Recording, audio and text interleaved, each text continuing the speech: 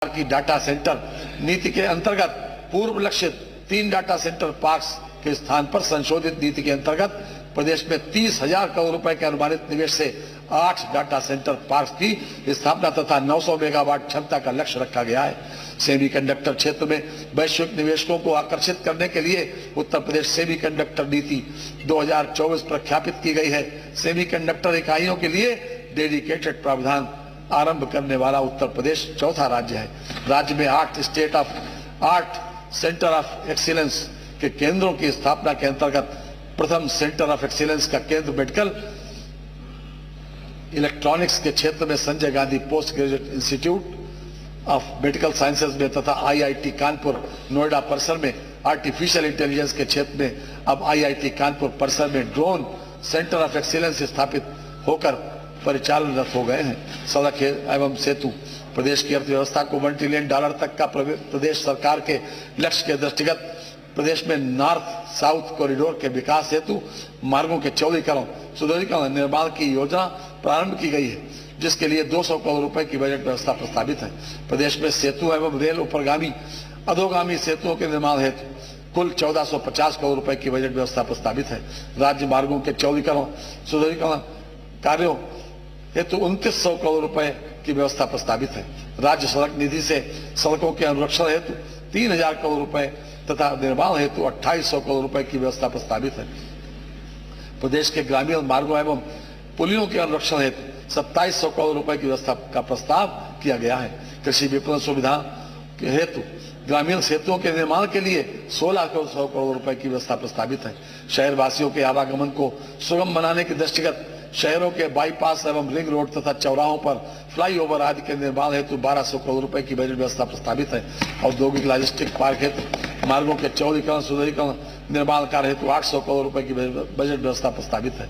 मुख्यमंत्री ग्राम योजना के अंतर्गत ग्रामीण मार्गों के नवनिर्माण पुनर्निर्माण मिसिंग लिंक के निर्माण हेतु नई योजना प्रारंभ की जा रही है। इस योजना हेतु 200 करोड़ रुपए की बजट व्यवस्था प्रस्तावित है।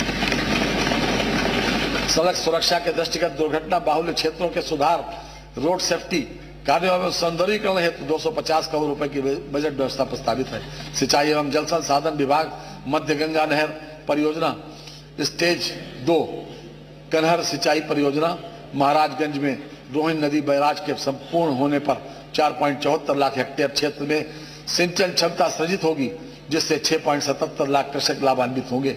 विभिन्न जनपदों में 6600 राजकीय नलकूपों के आधुनिकीकरण, 2100 नवीन राजकीय नलकूपों के निर्माण तथा डार्क जोन में स्थित 569 असफल राजकीय नलकूपों के पुनर्निर्माण का कार्य प्रगति पर है।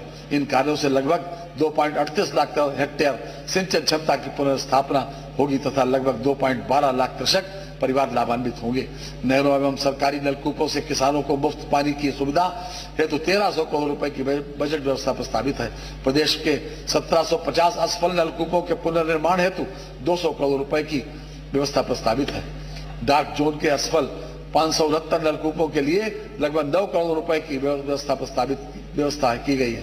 प्रदेश सरकार द्वारा 1551 बांध परियोजनाओं पूर्ण की गई, जिससे 3287 लाख हेक्टेयर क्षेत्र सुरक्षित हुआ है तथा करोड़ों की आबादी लाभान्वित हुई।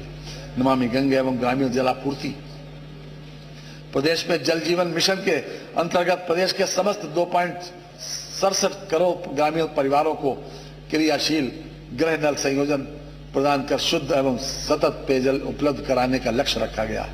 उक्त लक्ष्य के सापेक्ष 2.34 करोड़ घरों में क्रियाशील गृह नल संयोजन उपलब्ध कराया जा चुका है।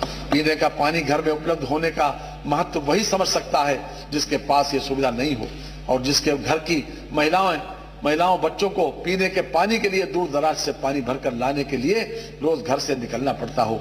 घरों में नल से पानी उपलब्ध होने से इन परिवारों को बहुत बड़ी राहत मिली है। कोई न हो उदास तो समझो बसंत है, हर घर में हो उल्लास तो समझो बसंत है। जो कंठ तरसते रहे पानी को हमेशा, बुझ जाए उनकी प्यास तो समझो बसंत है।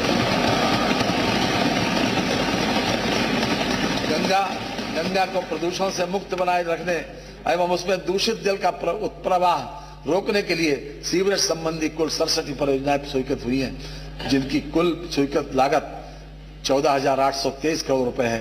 वर्तमान तक 39 परियोजनाएं पूर्ण कर संचालित की जा रही हैं तथा शेष परियोजनाएं निर्माणाधीन हैं। जल जीवन मिशन के अंतर्गत ग्रामीण पेयजल योजनाओं के लिए सामुदायिक अंशदान हेतु 4500 करोड़ रुपए तथा जल जीवन मिशन योजना के अंतर्गत अनुरक्षण एवं संचालन हेतु रुपए की व्यवस्था प्रस्तावित है। मुख्यमंत्री लघु सिंचाई योजना के लिए 1100 करोड़ रुपए की व्यवस्था प्रस्तावित है। ऊर्जा वर्ष 2017 के पहले प्रदेश में बिजली आपूर्ति की व्यवस्था पूरी तरह चरमराई हुई थी। न छात्रों को पढ़ाई के लिए बिजली मिलती थी, न ही किसानों को सिंचाई के लिए, अस्पतालों और औद्योगिक इकाइयों को बिजली नहीं मिलती थी। गर्मियों में पूरे प्रदेश की जनता बदहाल रहती थी। रातों में शहर अंधेरे में डूबे रहते थे। आज स्थिति पूरी तरह बदल चुकी है। लोगों के घरों में रोशनी है।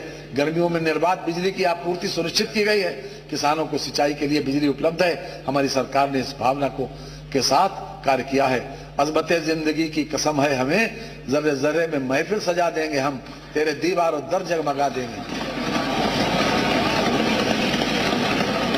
वर्ष 2024-25 में माह दिसंबर तक औसत आपूर्ति ग्रामीण क्षेत्र में 20 घंटे 35 मिनट, तहसील मुख्यालय में 22 घंटे 36 मिनट तथा जनपद मुख्यालय में 24 घंटे रही।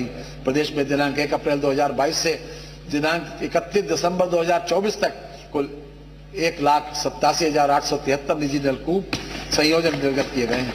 कृषि फीडरों के पृथकीकरण की योजना के अंतर्गत 4,680 फीडर्स के लक्ष्य के सापेक्ष 3,817 कृषि फीडर्स का निर्माण कराया जा चुका है। उत्तर प्रदेश राज्य विद्युत उत्पादन निगम द्वारा वर्ष 2024-25 में दिसंबर माह तक 7,140 मेगावाट ताप विद्युत उत्पादन क्षमता व संयुक्त उपक्रम में चलित 1980 मेगावाट ताप विद्युत उत्पादन क्षमता एवं 37,056 मिलियन यूनिट ताप विद्युत उत्पादन प्राप्त किया गया। गैर पारंपरिक ऊर्जा स्रोतों को बढ़ावा देने हेतु पंप स्टोरेज जल विद्युत परियोजनाओं की स्थापना 3953 करोड़ रुपए की लागत से प्रस्तावित है। ये परियोजना 4 वर्षों में पूर्ण होगी। परियोजना हेतु 50 करोड़ रुपए की व्यवस्था प्रस्तावित है। कोल इंडिया लिमिटेड के साथ उत्तर प्रदेश राज्य विद्युत उत्पादन निगम लिमिटेड द्वारा संयुक्त उपक्रम के रूप में जनपद जालौन में 500 मेगावाट की सौर ऊर्जा परियोजना की स्थापना प्रस्तावित है। परियोजना की लागत 2500 करोड़ रुपए अनुमानित है। परियोजना हेतु 150 करोड़ रुपए की व्यवस्था प्रस्तावित है। एनटीपीसी ग्रीन एनर्जी लिमिटेड तथा उत्तर प्रदेश राज्य विद्युत उत्पादन